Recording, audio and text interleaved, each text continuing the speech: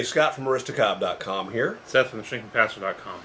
And together, the three of us, we are Mark Woodman's Breakfast Club. And what this club member over here is doing, as promised last week, he has downloaded the app onto his phone, and he's trying to play this game in the Cracker Jack app, which turns out isn't even the Cracker Jack app. No, it's not owned by Cracker Jack. It is an augmented reality app called Blipper, which allows you to, in the world, I guess, in the Blipper find things that are augmented reality. Now, scanning this took me to unlock 1 out of 4 Cracker Jack experiences, which now brought this game up.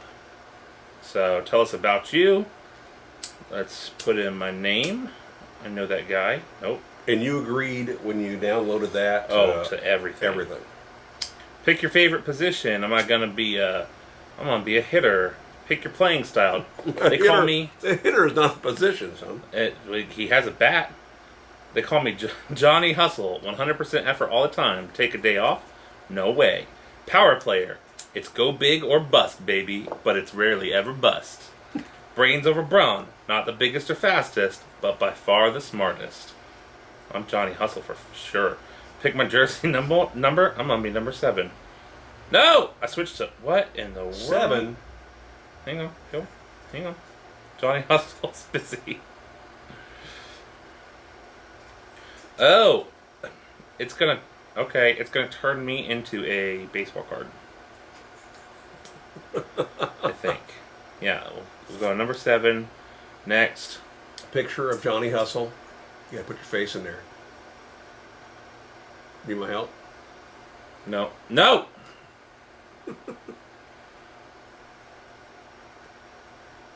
Oh yeah. Okay, this is going on Instagram. Face screen. Johnny Hustle's looking good. Screen print that. Screenshot that. Yeah, so you're looking down though at your meaty biceps. Oh, what? Seth had a surprise season in 2015. .738 batting average. 98 home runs. 120% hustle. I was cardified. Seth, number 7 batter.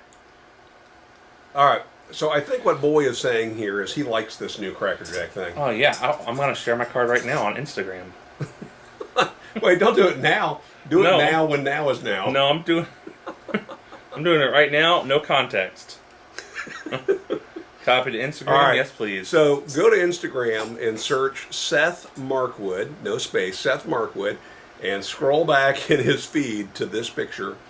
And they should need to say something. Hashtag. They should all hashtag. Hashtag Johnny Hustle. Nah, they Cobb Life. Oh, yeah. Hashtag Cobb Life. I got a pipe here. Oh, come on. There you go. Boom. Should we put a filter on it? Oh, nah. No, just do it. This is a time of our life that we're never going to get back, ladies and gentlemen. Johnny Hustle. So, hashtag. What are we here to talk about today?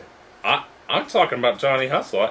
I don't know about you, but if I am a 5-year-old to 7-year-old, or if I am a 32-year-old, I want to open another box of Cracker Jacks. All right, so speaking of Hank Aaron, thank you so much for this pipe. Smoking very well so far. I don't expect it to misbehave anytime soon. And we are smoking 1Q, as is the habit of some. Oh, man. Do you even have any 1Q yourself? Me?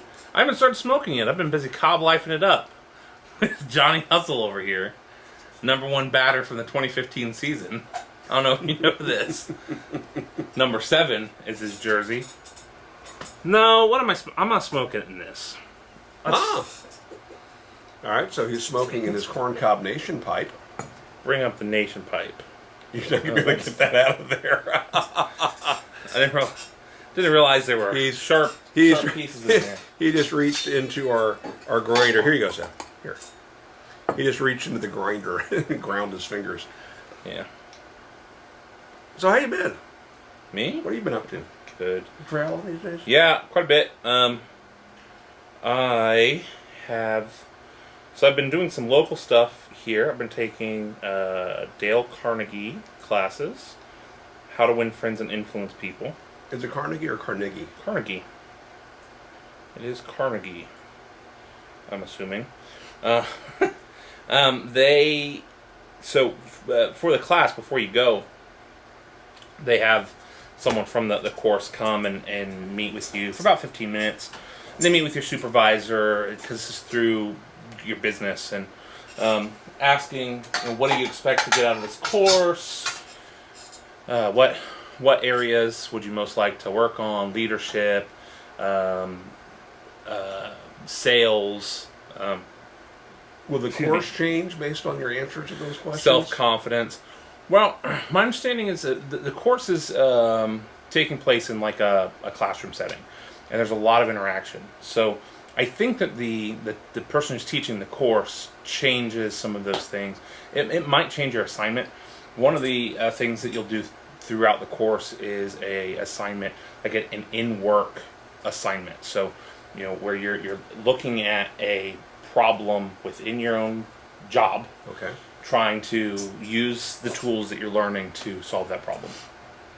So that's cool. But one of the things, as I'm doing my onboarding interview, I mentioned, I've read the books, or read the book How to Win Friends and Influence People, and she said, "Oh, that's great."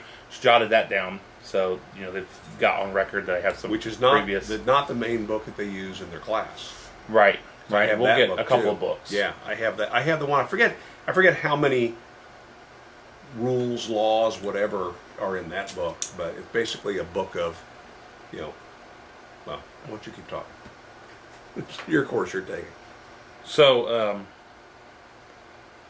there's no filter in there. Yes.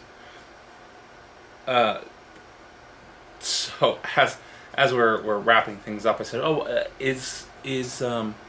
we going old school with this and meeting in a YMCA?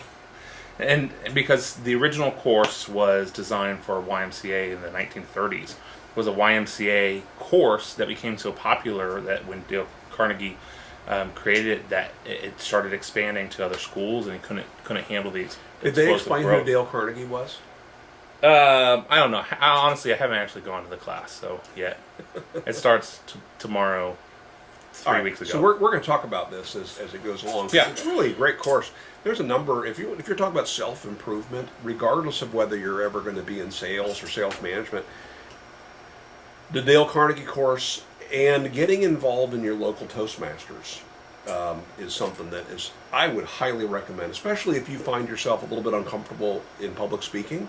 Mm-hmm. Or if part of your role is to sell, and really everybody sells. We're all in sales. There's something in your life that you're passionate about. Maybe it's pipe smoking, maybe it's lane 1Q, hopefully it's corncob pipes. Yep. That when people ask you, what's in that for you? What do you like about that? You should be able to give an answer, right? Mm-hmm. And that's a lot about what you're going to be picking up on, as well as asking great questions. Yes. Yeah, it's I think that I will. I think through the course, my goal through the course is to hone in on and become better at some skills that I've already developed. This is a lot of it is information I've been exposed to for a long time through Homer. There's a lot of stuff that cross-pollinates. It's the same concepts in a different package with some of the other trainings and things I've gone through, because really it all relates to human nature. Well, and when you find that there's harmony in Dale Carnegie with other things you've learned, they've stolen from Dale Carnegie. It's because Dale Carnegie started it, yeah. And built on it and are diving into it in a different way. Mm-hmm. But yeah, I'm really excited. It'll be 8 weeks, 9 weeks in total, with a gap over the 4th of July. So I've got that going on at home. But then I'm also going to Atlanta to talk to the county, Fulton County. I kind of dumb lucked my way into a meeting with their sewer district to talk about our products. I didn't know that they were who they were. I didn't know it was as big of an opportunity as it is. Apparently it's a very difficult county to get an audience with, and I Because I didn't know them, I was just asking really good questions and offered some training, and they took me up on it. And only after that did I realize that I had just landed a big opportunity. So I'll be traveling down there. Normally I would just offer a webinar, but it's a big enough opportunity. We're actually going to go put some feet on the ground there. And then I'll be in New Mexico in a couple weeks. Well, I just got back from Dallas. Just got back from Kentucky. I was in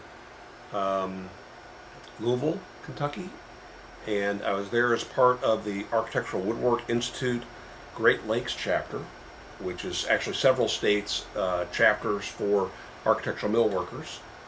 And also very excited about the national SkillsUSA competition that takes place there every year.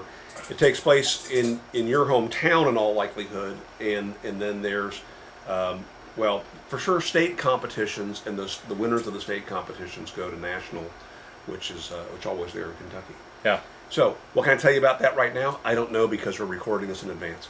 So I'm hoping that that's going to be a very exciting event. By the time this is posted, I could probably leave a comment below about that very thing. You should do that. I should. For sure, as I plug Seth's Instagram, go take a look at my Instagram, which automatically carries over to the Aristocob Facebook page. I'm not really active on Facebook, but I have a page that I am active on, if that makes any sense. And so it's not a personal account. It's connected to Scott E. Markwood. But feel free to friend me if you like on Scott E. Markwood, but I'm not active there. Far better, just go to Facebook.com/Aristocob and just like that page. And my Instagram feeds there, and then there's some conversation that happens there that doesn't happen on Instagram. So again, talking about different communities, isn't that funny? Different places. Yeah. So I'll definitely be taking pictures there in Kentucky about that, and would love to chat back and forth with you guys on that topic, because I think it's really cool. I mean, it's an opportunity for the next generation of tradesmen and people who are probably not going to go off necessarily and get a college degree. And if they do, that degree may be in something like agriculture or mechanical engineering, things that have to do with tangible things. So these are kids that are learning cosmetology. They're competing in firefighting. Yeah. And the group that I'll be hanging out with are doing woodworking. I mean, but the one that they did in Greensboro was amazing, because they were building houses and building the masonry students were there building stone walls. And well, the students with the different focuses are working on different parts of what could be a full home or full whatever. And so I was there one time for plumbing, and so there were some that were at a soldering station, and that was their primary focus, is soldering all this pipe together. There was one that was actually roughing in, cutting all the pieces, putting everything together for a bathroom. And right, because like the framers may come in, then finish, put the drywall up, and the trim carpenters do their thing. In the meantime, you got the electricians are putting an electrical panel, and then all that's being judged and tested and so on. It's really cool. Yep. Yeah, a lot of them, the local areas are also hosted by local area plumbing and heating and air associations, PHCC. And so sometimes you can get a sponsorship to get in. I think there is a fee usually to go, but for observing? Sometimes. Okay. Sometimes. But it's not much, and it's worth it. They usually have hot dogs and normal stuff there. It's a good time. And then I did go to Dallas already, and I've been to Dallas several times. We've talked about Dallas several times, but I did something that I've never done before, and that was they've got an observation tower there called the Reunion Tower, that's 400 and some odd feet tall, I think it was, that has a beautiful view, panoramic. You go all the way around at 360, and it overlooks Dealey Plaza, which is where President Kennedy was assassinated, and it's positioned in such a way where you have a straight view right onto the street, and then you can actually see the window that Oswald was in. You can see the grassy knoll where that CIA guy was. And I'd never been up there. I took a picture that I put on Instagram. But what I didn't expect is they had up there a number of telescopes. And these are high-powered telescopes that are free. Usually you go to places and it's 25 cents to look through the telescope for 10 seconds. And I'm looking through this telescope and just kind of trying to figure out where I am, looking around. And all of a sudden, I am looking at an X that's painted on the street. And I realize I am looking right now on the spot where our president was killed. That was creepy. Yeah. I had not had that experience before. Through a scope. Yeah. That was very, very odd. And I wasn't thinking about that, so I really wasn't prepared for that. Yeah. And I was born in '63, so I don't have a personal stake or memory of Kennedy's assassination, but I certainly grew up in that era where parents had gone through that, and everybody had a personal point of view about and personal experience with that day. I had a friend that was born on that day, November 22nd, 1963, because her mom went into labor when she heard the news. Wow. Yep. And so, anyway, I just want to share that. It's not really a complete story of my visit, but that was kind of an unusual experience that I'd never had before. It's eerie to be there in the presence of such history, in the middle of such normalcy. Right? I mean, it's a busy highway. There are cars constantly going over this spot. I wouldn't call that a highway, but it's still a busy street. It's a city street. It's right off of the highway, or it doesn't lead onto the highway. It's right off of a couple exits and leads onto the highway, but it's a busy city street. Right. It's one way to get out of the city, and so you're there in the middle of all the normal hustle and bustle, and yet there's this moment of deep reflection that takes place there, introversion or introspection while you're there. We've talked many times before. If you get the chance to go into the book depository, there's a museum there that covers so much of it. Has a self-guided tour, and there's a little bit of that up on the tower. Very interesting. They had these touch screens on the inside with, depending upon where you were standing, about parts of the city, and there was a little bit of that up there as well. I had a bunch of my coworkers. When they're in a class with me, I think of them as my students, but a bunch of my coworkers, and I had to prepare them when we went actually down onto the street about what they would experience, and especially the younger ones who really don't have any real connection to the Kennedy assassination, that all you have to do is search hashtag Dealey Plaza anywhere, Google image search, Instagram. You're going to see a whole bunch of knuckleheads that are out there in the street taking selfies with that X. It's two X's on the street.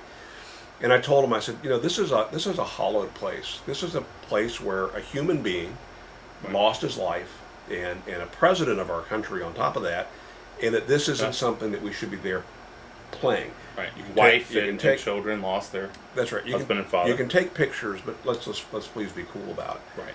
And even while we were there, we witnessed some people just being stupid. Yeah. That's an advantage, I guess, of going to a lot of the monuments in D.C. That because everything is so separated and pretty well insulated when you're at most of the monuments. There's, I think, a higher degree of respect there for. Well, yeah, the audience is there for that reason. Right. Yeah. That's interesting. Yeah. Well, how about you? What's been your experience at places like that? I mean, first off, have you been to Dealey Plaza? Have you been to other places like that were moving? Ford Theater in Washington, D.C. is another one of those places. Again, the president lost his life. That is shocking because it's not at all what you envision. Because you look at all the Currier and Ives paintings that are on, well, they used to make them on cookie tins, But the paintings that we grew up with in school depicting Lincoln dying, there's nothing like that. Nothing like the room he was in when he died. The what do you call that? The box off of the stage there. He was in a private box observing the play. The balcony, nothing, right? a balcony. Nothing like you have imagined, because it's not like what we see pictured. Right. Just very weird. Anyway, I'm trying to wrap this up, and here I am just yammering. Wrap it up. That's it. Download the Cracker Jack game. It's pretty fun. make a card of yourself. Share your card on Instagram. Hashtag Cobb Life. Thanks for watching, guys. We'll see you next week. Make it a great week.